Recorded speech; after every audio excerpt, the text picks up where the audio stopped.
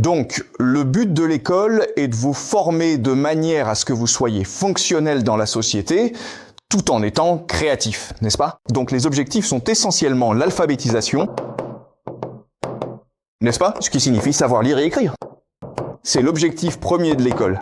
Car pour fonctionner dans la société moderne, vous devez être capable d'absorber des informations et de transmettre des informations. Ensuite, le numéro 2, c'est essentiellement ce que l'on appelle les compétences fondamentales, c'est-à-dire les bases indispensables pour réussir dans ce domaine précis. Ce sont des compétences dont vous avez besoin pour réussir dans la vie, notamment la capacité à penser de manière critique et à coopérer avec les autres. Collaborer, communiquer. Vous connaissez tout cela. La dernière chose, c'est ce qu'on appelle l'apprentissage tout au long de la vie. Donc, à l'ère de l'IA, à l'ère de la mondialisation, l'école n'est que le début du processus d'apprentissage. Parce que tous les 5 ans, le monde change. Vous devez donc être dans un processus constant, un état d'apprentissage permanent. Donc, vous devez vraiment aimer apprendre et vous devez savoir comment apprendre par vous-même. Voilà donc les 3 objectifs fondamentaux de l'école. Et c'est la raison pour laquelle vous êtes ici. Malheureusement, nous savons que la plupart des écoles, bon, je dis pas toutes, mais la plupart sont assez mauvaises dans ces 3 domaines. En fait, on pourrait même dire que la plupart des écoles non seulement ne vous enseignent pas ces compétences, mais on les fait inverse. En fait, elles vous font détester apprendre. Alors, penchons-nous sur l'alphabétisation. Aujourd'hui, dans la plupart des écoles, on ne vous demande pas de lire des livres. En fait, quand vous arrivez à l'université, les professeurs sont tellement choqués que vous ne lisiez pas de livres qu'ils vous font lire des paragraphes ou regarder des vidéos à la place. Donc, en matière d'alphabétisation, partout dans le monde, les gens perdent la capacité de lire et d'écrire. Mais ce n'est pas tout. La capacité d'attention des gens a diminué. C'est très difficile pour un professeur de faire un cours d'1 heure. Les gens perdent leur concentration au bout de 5 minutes environ. C'est donc un problème. Un autre problème est... L'école est censée vous enseigner la créativité, l'esprit critique, la collaboration, mais elle ne le fait pas. Regardez la collaboration. À l'école, c'est une compétition où l'on croit que c'est un jeu à somme nulle. Donc pour réussir, vous devez écraser vos camarades de classe. Le classement de la classe est donc très important. C'est donc assez étrange.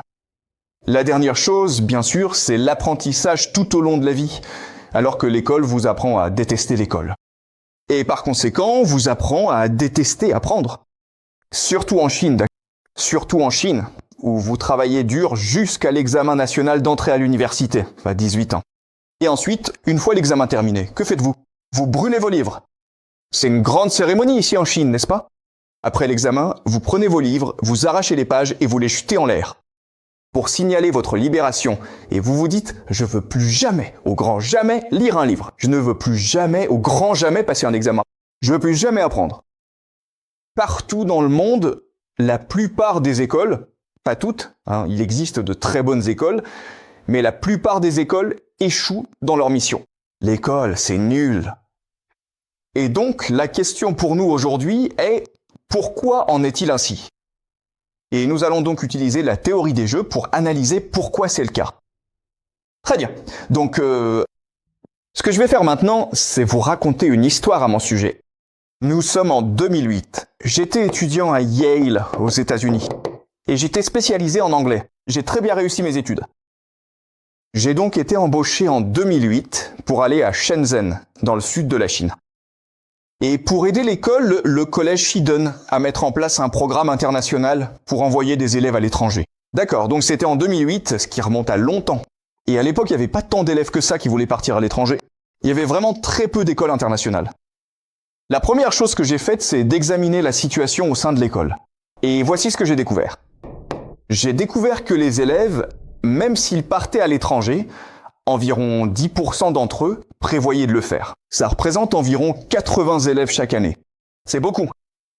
Mais la façon dont ils s'y prenaient pour étudier à l'étranger posait problème. Donc tout d'abord, ils ne faisaient que suivre des cours de chinois classiques. Et vous savez, dans les cours de chinois, tout ce qu'on fait, c'est s'asseoir dans une salle avec 50 élèves, prendre des notes, puis passer des examens. On communique pas, on pose pas de questions, on débat pas. Donc ça, c'est un premier problème. Un autre problème, c'est que les élèves passent tout leur temps à mémoriser des listes de vocabulaire pour le SAT. Ils ne lisaient pas, ils n'écrivaient pas, ils se contentaient de mémoriser des mots. Et l'autre chose qu'ils faisaient pour embellir leur dossier de candidature, c'était le modèle des Nations Unies. Et c'est très bien. Peut-être que certains d'entre vous participent au modèle des Nations Unies. Et c'est une bonne activité, mais tout le monde le faisait. Il n'y avait en fait aucune différenciation. Donc j'ai examiné la situation et je me suis dit, non, je veux dire, vous pourriez peut-être entrer dans une bonne université américaine, parce que vous savez, ces jeunes sont très intelligents. Mais je voulais qu'ils réussissent à l'université et qu'ils réussissent dans la vie. J'ai donc apporté certains changements. Au programme et à l'école. Donc la première chose que j'ai faite, c'est de mettre en place un système de séminaires. Donc plutôt que des cours à la chinoise, j'ai invité ces professeurs américains à venir animer des séminaires. Comme ce que nous avons à l'école, où 10, 20 élèves sont dans une salle et discutent des livres qu'ils ont lus ensemble. Plutôt que de mémoriser des mots pour le SAT, je leur ai fait lire des livres. Les élèves étaient tenus de lire beaucoup de livres. En fait, j'ai créé une bibliothèque anglaise de 5000 livres à l'école, où les élèves peuvent simplement aller emprunter des livres et lire. Je voulais enseigner aux élèves le plaisir de la lecture. Et ensuite, en ce qui concerne les activités, je ne voulais plus que les élèves fassent de simulations des Nations Unies. Parce que je voulais pas que les enfants restent assis à simplement discuter. Je voulais les laisser faire des choses, vous voyez? J'ai donc mis en place 2 nouvelles activités. La première s'appelle le Coffee House. Et Coffee House, c'est le premier Coffee House en Chine, dans un lycée chinois. Il existe beaucoup de cafés aujourd'hui, mais j'ai été la première personne à en créer un. Où les élèves devaient gérer une entreprise, travailler comme serveur et offrir un bon service aux clients. C'était un effort collaboratif. Comme vous pouvez l'imaginer, c'est excellent pour les élèves, pour apprendre la collaboration, la finance et l'entrepreneuriat. Voilà, c'était donc une activité très réussie. Vous avez une question ? Ouais, d'accord, je vois ce que tu veux dire. Mais dis-moi, est-ce que tu dirais que c'était un peu similaire dans l'esprit à notre petit café Moon habituel ? Comme le café du magasin West South? D'accord. En 2008, j'étais la première personne à faire quoi que ce soit. D'accord ? Oh, d'accord. Je veux juste dire genre, ouais. Similaire. Ouais, très bien. Donc le café était une activité que j'ai mise en place, qui a eu beaucoup de succès. Il est toujours là aujourd'hui, les gars. Si vous allez dans un lycée, vous verrez que le café est toujours là. Bien longtemps après mon départ. L'autre chose que j'ai faite, c'est ce qu'on appelait le journal quotidien. Et c'était le premier journal quotidien en Chine. Dans un lycée, et probablement même dans le monde entier, où les élèves devaient chaque jour faire des reportages, collecter des informations, écrire des articles, les éditer et les publier. Et ils travaillaient jusqu'à minuit, parfois jusqu'à 2 heures du matin.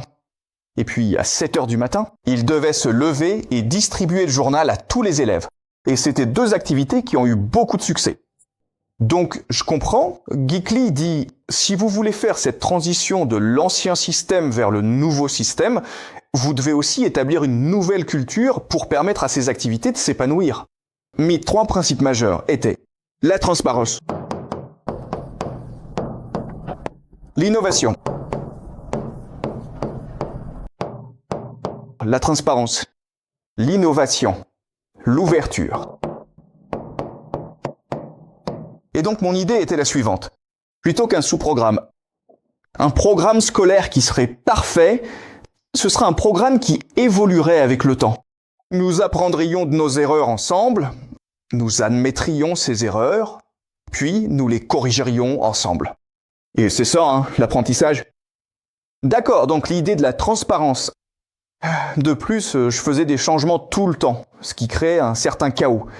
Mais c'est le moment pour nous de réfléchir et d'être résilients. Mais j'étais très ouvert et honnête à propos de tout ce que je faisais. Et donc ce système, en très peu de temps, même s'il y avait beaucoup de problèmes au début, est devenu un système très efficace. Après un semestre ou une année. Et non seulement cela, les étudiants qui ont suivi ce programme ont très bien réussi dans la vie.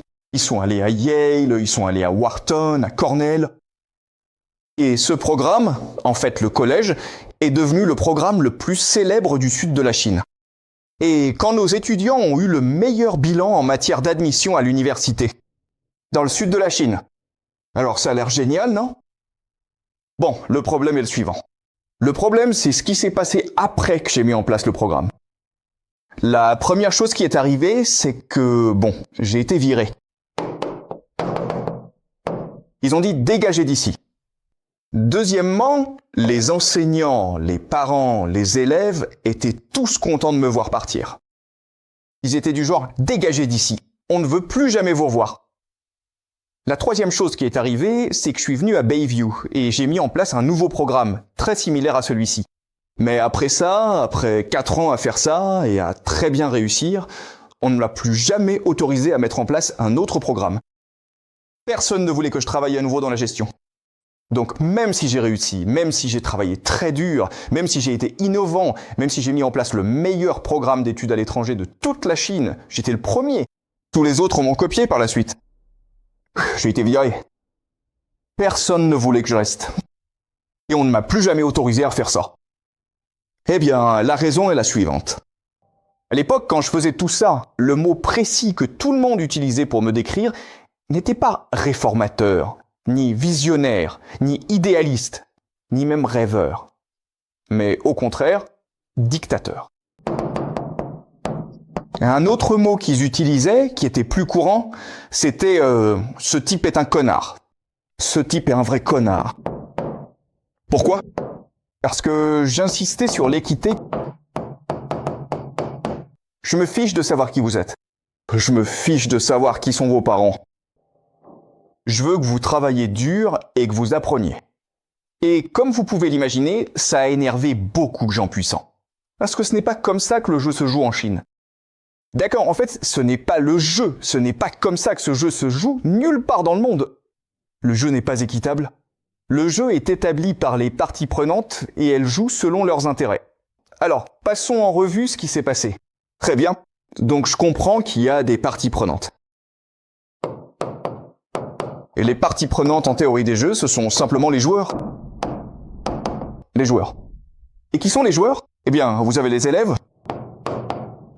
vous avez les parents d'un côté, et puis vous avez les enfants de l'autre. Enseignants. Vous avez les administrateurs, les chefs d'établissement, vous avez le gouvernement, et puis vous avez les universités. Les universités, ce sont les universités américaines, universités où j'essaie d'envoyer mes élèves. Donc ce sont les joueurs du jeu. Et si vous voulez comprendre la théorie des jeux, vous devez comprendre les motivations et les intérêts de tous les différents joueurs. Cela vous explique pourquoi ou comment ils se comportent comme ils le font. Donc écoutez, voici ma compréhension initiale des joueurs qui était clairement fausse. Parce que je me suis fait virer. Donc les élèves voulaient aimer apprendre. Entrer dans l'Ivy League. Et être les meilleurs. Donc je pensais que les élèves, leur motivation était d'être la meilleure personne possible. Travailler dur, aimer apprendre, être célèbre, entrer dans l'Ivy League. Clairement, c'est faux. Je vous explique ce que je pensais à l'époque. Les parents. Eh bien, les parents voulaient des enfants qui réussissent et qui soient indépendants. Indépendants. Et ils veulent que ça se fasse par étapes, n'est-ce pas ? Donc, ils veulent que leurs enfants entrent dans l'Ivy League. Les enseignants ? Eh bien, les enseignants voulaient faire du bon travail, n'est-ce pas ? Ils veulent enseigner aux élèves. Ils adorent enseigner. Ils adorent les élèves. Ils veulent juste qu'on leur donne l'espace et l'opportunité d'enseigner ce qui les passionne. Les administrateurs. Les administrateurs, je n'aimais vraiment pas les administrateurs. Donc je me disais juste ils voulaient juste de bons résultats. D'accord, c'est tout. De bons résultats. Tant qu'ils fournissent de bons résultats, ils sont contents. Le gouvernement, il voulait de l'innovation. Il voulait de bons travailleurs.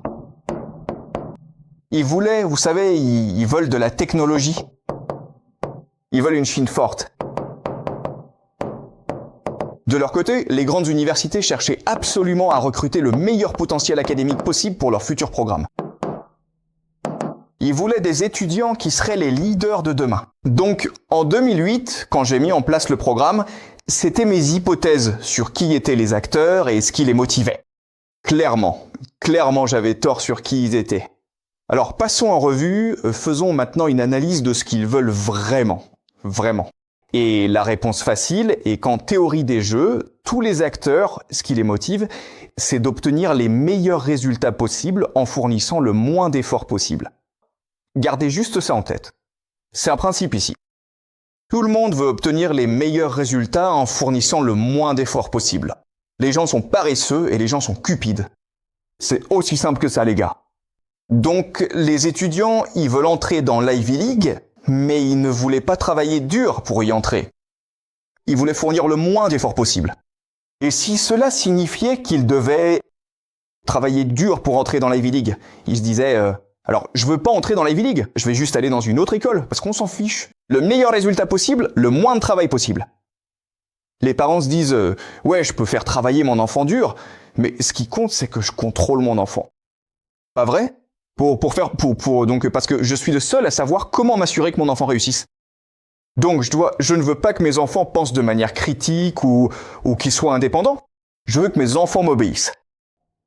Maintenant, les profs se disent, écoutez, c'est un boulot, mec, ok? J'ai des enfants. Je ne veux pas travailler dur. Je veux juste venir à l'école, faire ce que je suis censé faire le minimum requis pour toucher mon salaire et ensuite rentrer chez moi. Je veux pas enseigner avec passion parce que je n'ai aucune passion. Ok, les administrateurs se disent, oh mon Dieu, ce qui est important, c'est que je m'assure que les parents influents soient contents. Je me fiche des autres. Je me fiche des parents pauvres. Je me fiche des parents de la classe moyenne. Tant que les parents influents sont contents, je peux garder mon poste, n'est-ce pas? Le gouvernement se dit, vous savez quoi? Je ne veux pas d'innovation dans ce pays. Même s'il dit que j'en veux, parce que je veux pas de problème dans la vie.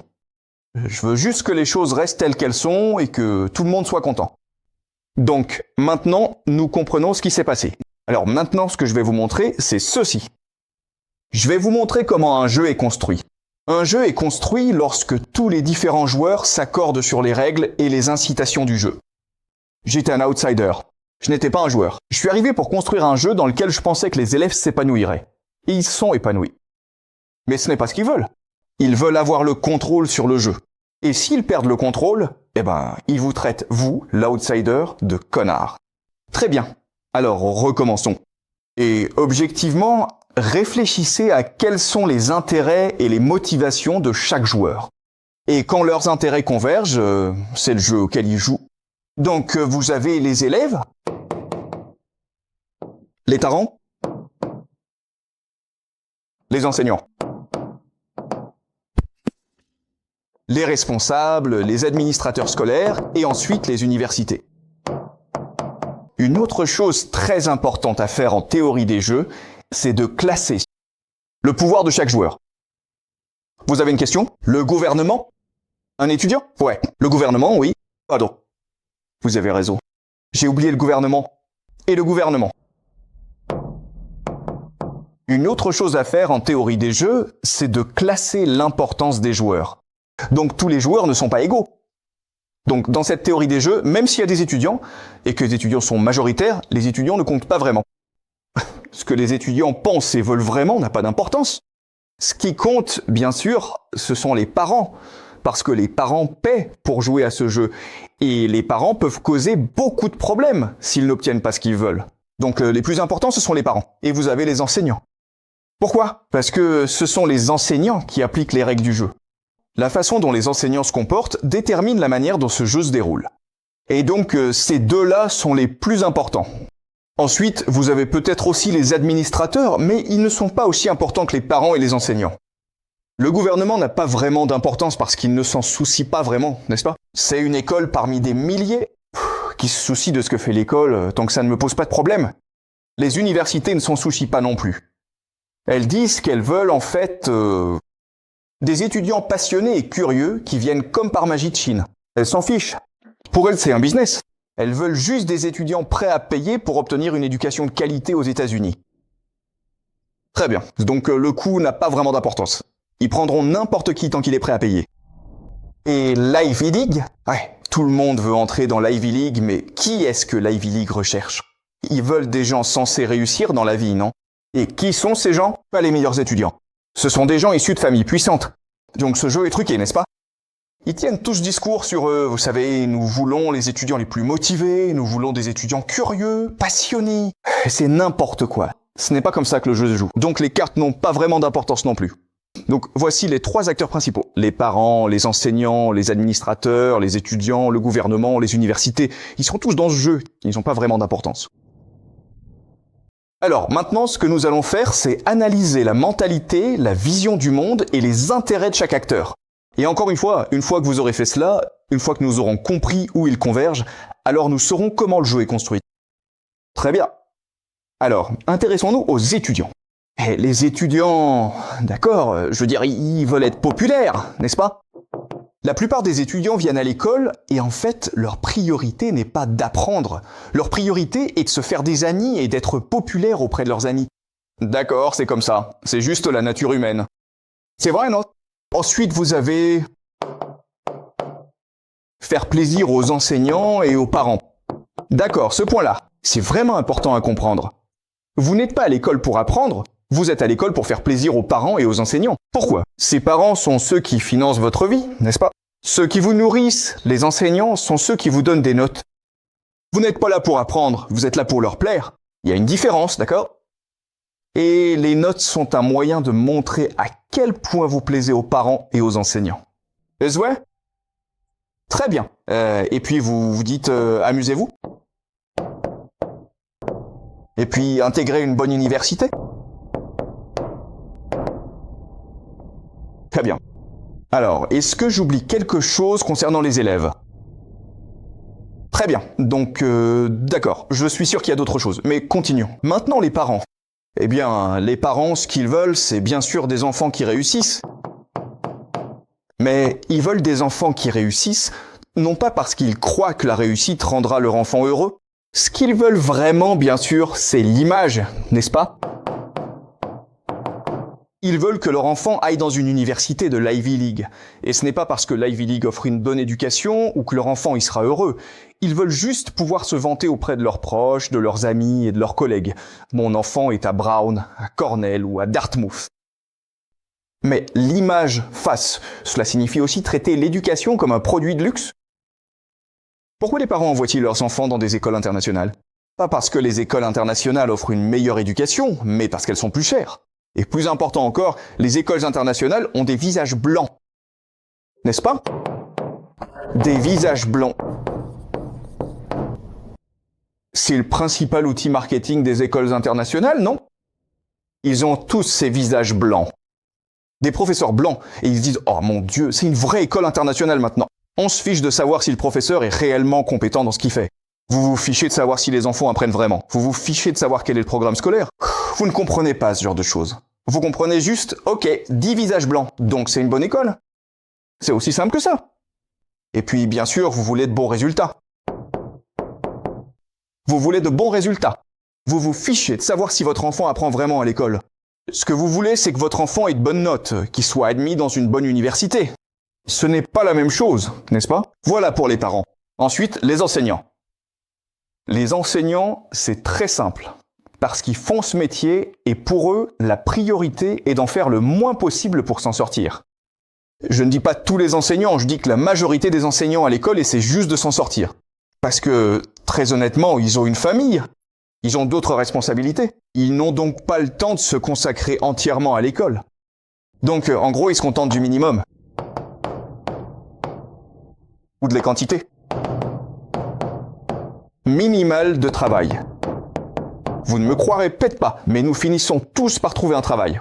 Vous ferez la même chose. Contentez-vous de leur faire le minimum de travail pour s'en sortir.